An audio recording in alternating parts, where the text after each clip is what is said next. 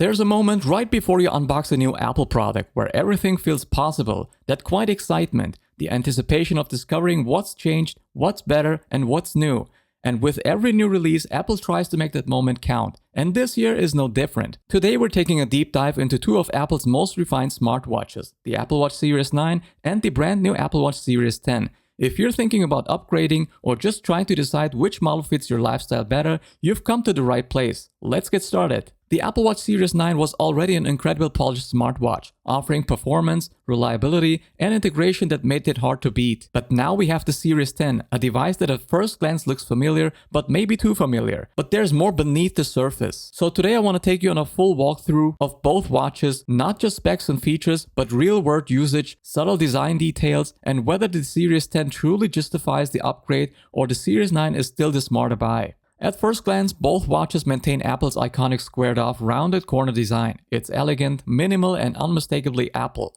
But when you place the Series 9 and the Series 10 side by side, the differences begin to emerge. The Series 10 refines everything. The bezels are thinner, the profile is flatter, while the watch feels slightly more modern, even if the changes are subtle. It's not a radical design, but in typical Apple's fashion, it's a quiet evolution, meant to feel familiar with improving usability in everyday moments. The Series 9 comes in the classic 41mm and 45mm sizes, while the Series 10 shifts slightly larger, 42mm and 46mm. But surprisingly, the increase doesn't make the watch feel bulkier. In fact, thanks to the thinner bezels and a more refined case shape, the Series 10 often feels more compact on the wrist. Apple has also introduced new color finishes and materials this year. There's a stronger emphasis on sustainability, especially in the aluminum models, which now incorporate more recycled content without compromising on the premium feel. The display has always been one of the Apple Watch most defining features. Both Series 9 and Series 10 offer an always-on display we've come to love. It's sharp, colorful, and fluid. But brightness is where the Series 10 takes the lead. While the Series 9 reaches a peak brightness of 800 nits, the Series 9 jumps up to an impressive 1000 nits.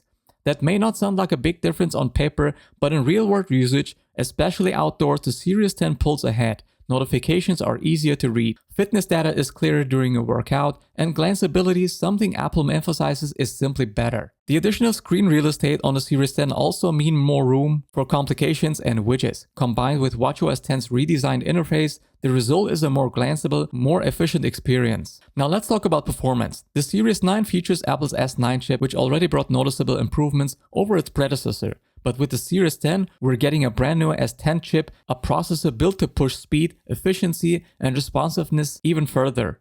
In day-to-day use, the difference is subtle, but it's there. Apps load faster, animations feel smoother, Siri feels more responsive, but perhaps more importantly, the S10 chip allows for better power management, giving the Series 10 an edge when running more demanding apps like Maps or third-party fitness trackers. The on-device processing power also means that voice commands and dictation happen faster and more accurately, especially in noisy environments. You won't notice it every time you use the watch, but once you've experienced the quicker response, it's hard to go back. Both the Series 9 and the Series 10 come with a full suite of health sensors: heart rate monitoring, blood oxygen measurement, ECG, fall detection, and of course, comprehensive fitness tracking. What sets the Series 10 apart is the addition of a more advanced skin temperature. While the Series 9 introduced basic temperature sensoring for sleep tracking, the new sensor on the Series 10 offers greater accuracy and consistency.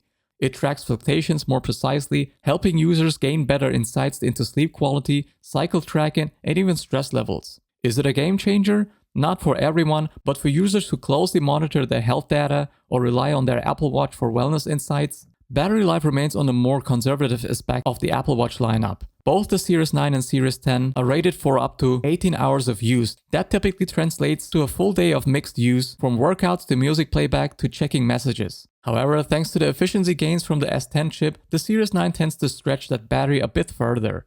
Especially if you're using power-hungry features like navigation or continuous health monitoring, the Series 10 just manages power more intelligently. Charging is also slightly improved. Apple claims that the Series 10 can reach 80% in just around 30 minutes, compared to about 60% in the same time on the Series 9. It's not a massive leap, but for users who rely on their quick top-ups during the day, every minute counts. One of the biggest changes this year doesn't come from the hardware, it comes from the software. Both watches run watchOS 10, which introduces a redesigned user interface with a stronger focus and widgets and glanceable information. Swiping through your smart stack, accessing Control Center with a single button press, and using new watch faces all feel more intuitive. There's a focus on reducing friction, giving you what you need faster with fewer taps.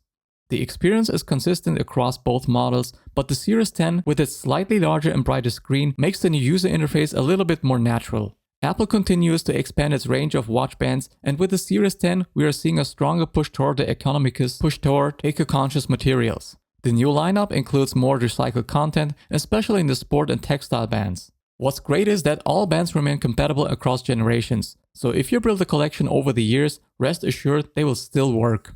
So the question remains, which Apple Watch should you get? If you already own a Series 9, the Series 10 is not a revolutionary leap, but it's a meaningful refinement. The improved display, better performance, more efficient power management, and the advanced temperature sensor all add up to a better overall experience. It's Apple doing what it does best, polishing an already excellent product. For new buyers or anyone upgrading from a Series 7 or earlier, the Series 10 is hands down the better choice. It's more future-proof, slightly more premium, and offers every feature Apple currently has in its smartwatch lineup.